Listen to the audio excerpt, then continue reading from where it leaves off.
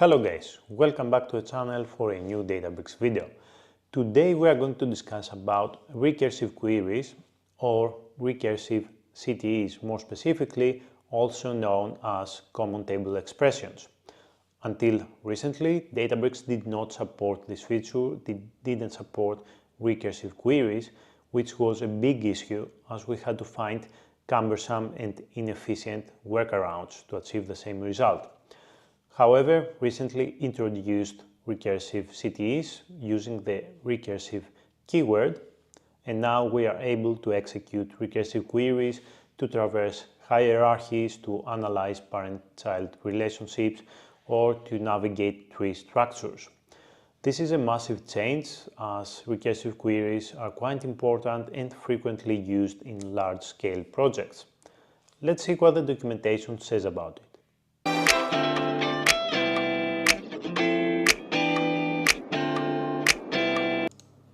This is Databricks documentation. Let's see what they say. Introducing recursive common table expressions from hierarchies to graphs and nested data using recursive SQL. In summary, we traverse hierarchical and graph-like structures like organization charts, file systems and routing paths using recursive SQL. We can replace procedural logic and UDFs by expressing loops using SQL syntax. We can apply recursive CTE to tasks like dependency resolution, graph traversal, and nested data processing. Here is a very basic example we are going to run in a little bit. And here what it says recursive common table expressions are now supported in Databricks using ANSI SQL syntax for recursive CTEs, including the recursive keyword. And recursive CTEs are now available in public preview and Databricks runtime 17.0 and above. The key features is the traversal of a tree or a graph-like structure, fully open source and integrated into Apache Spark, built-in safeguards for infinitive recursions, 100 steps and 1 million rows, customizable safeguards using max recursion level, support for controlled infinite recursion using limit. How recursive CTEs work? There are two steps here. The first one is the base case subquery. This runs only once at first and then seeds the recursion. It's the top level node, and then using the recursive step subquery that refers to the CTE itself and is repeatedly applied to build new rows, then we reach the lift node. And here we have Databricks enforces two safety limits, a maximum recursion depth of 100 steps and 1 million row. If this threshold is exceeded, then the query fails with an error, but we can use the max recursion level hint to increase the steps. So let's run this very basic example to understand how a recursive CTE works. Here, let me run this.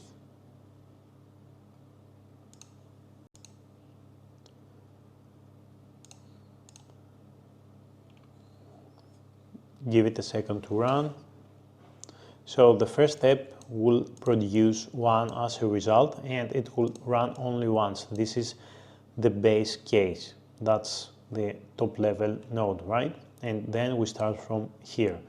And how we can build levels, then we have to use union all and then select n plus 1 from recursive CTE, which is the CTE itself, where n less than 5.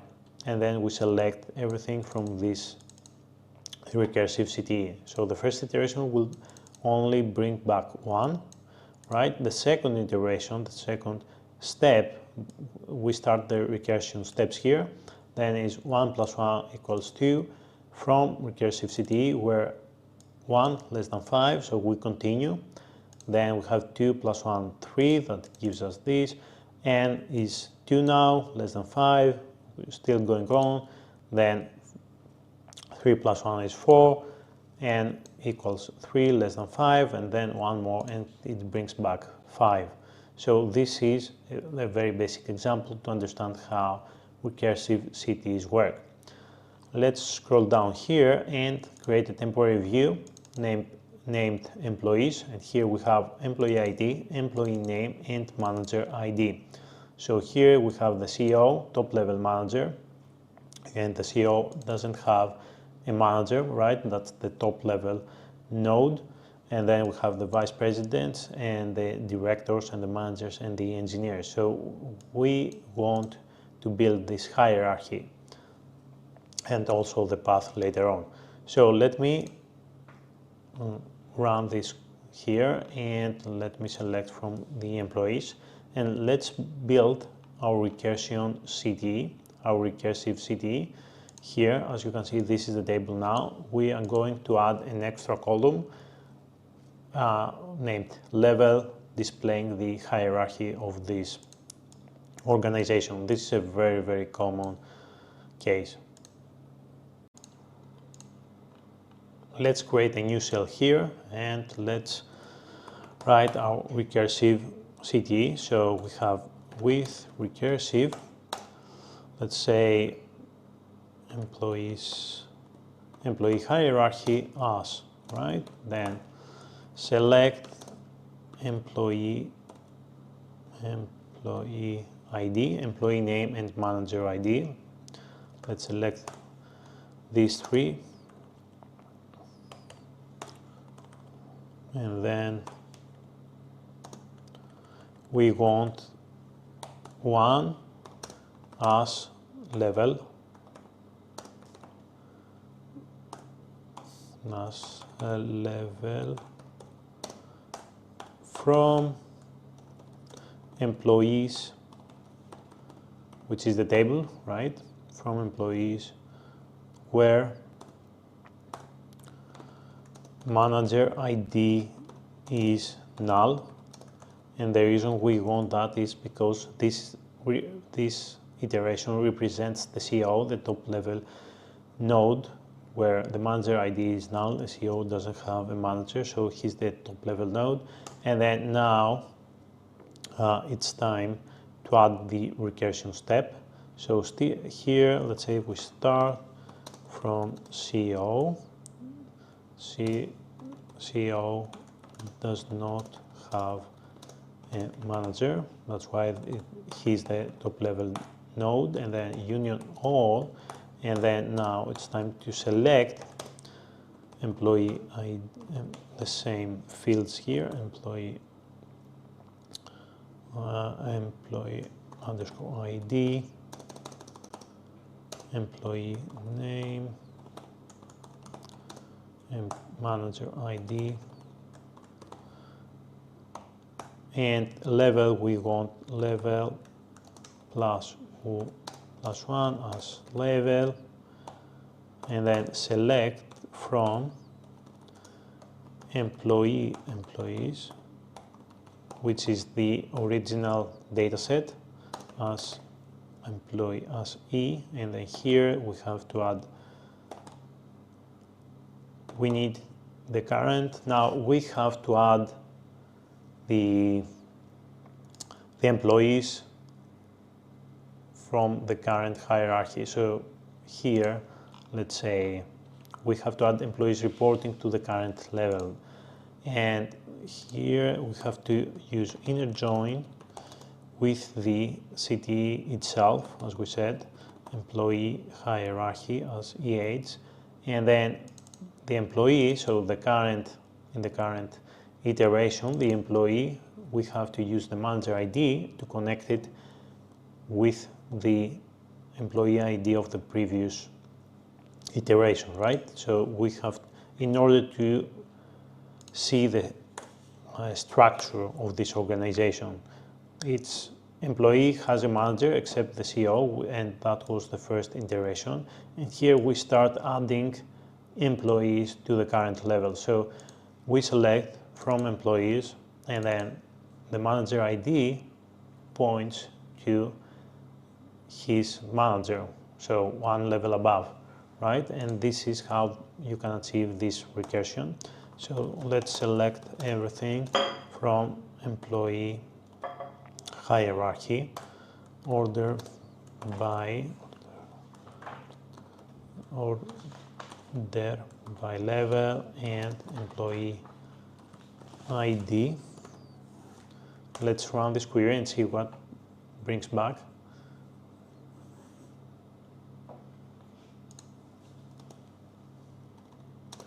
Adds employees to the current level. And here, as you can see, we have Alice, who is the CEO, and there is no manager above Alice because there is a CEO and the level is 1, so that's CEO is level 1. Then we have the vice presidents, as you can see here, that the manager ID points to this employee ID, and they are level 2. Then we have the directors, 2 directors, one points to this vice president, but he's level 3, and the other director is reporting to this vice president here with employee ID 6, right? And they are both at level 3. Then we have the managers. Every manager is reporting to a different director. So here manager ID is 3, and here employee ID is 3, so this guy reports to this guy, and all those managers are level 4. And then we have the engineers, and that they are reporting to the managers, and they are level 5. So this is how you can build a simple recursive CTE to display the organization hierarchy, and this is a very common case. Now, sometimes we want to build the path inside an organization and see who is reporting to who and how we can do that. Here, actually, let's use array and then employee name, right, as path. That's the starting point.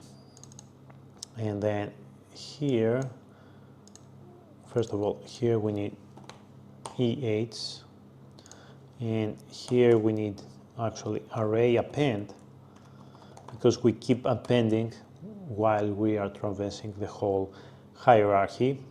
We are keep appending the employees. So EH path and employee name. And yep, let's run this and see.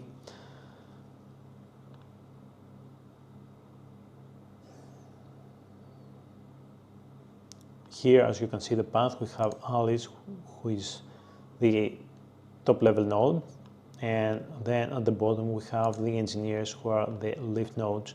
And here, as you can see, we have this whole hierarchy, who is reporting to who from top to bottom or bottom to the top. As you can see, we have the array here, and we keep appending all the levels. This is very, very useful.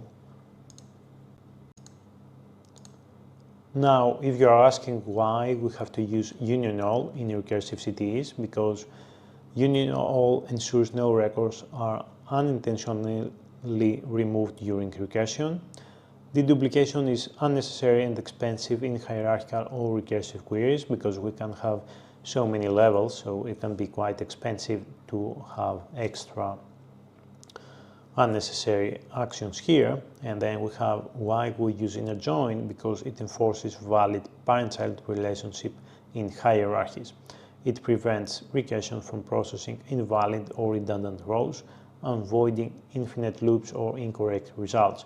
So if you change that to union, it will give you an error, and it will say the union operator is not yet supported within recursive common table expressions. So let me change that. Or if you use left join, for example, or whatever different type of join aside from inner join, it will give you this error saying invalid recursive reference found inside with recursive clause, right? So it's always inner join to have the right relationship between parent and child. And here we have the levels and the paths, and we know exactly who is reporting to who. And on an extra tip here, we use where conditions or limit rows in recursive queries to prevent infinite loops. And as you can see here, what we can do is use a where its level less than, for example, 2. And here it will have only two iterations, the CEO and the vice presidents, right? And then if we use level 3, then we have the directors, if I'm not mistaken, yeah, and then we can add the managers for level, if we use level 4, until level 4, if we use until level 5, we will bring back everything. And if you use more than 5, so 6, then the recursion doesn't bring back anything and it stops. So that's fine. And Databricks enforces a default limit in recursion, as we said, of 100 steps for safety and one row limit of 1 million. And we can use max recursion level hint if we want to exceed 100 steps. This is it for today, guys. I hope you enjoyed the video. I'm going to upload this notebook on GitHub so you can play around with this example. And as you witnessed, recursive queries are very, very important, especially when we're talking about large-scale projects. If you like the video, please click the like button, subscribe to the channel, leave a comment, and I will see you in the next one. Thank you.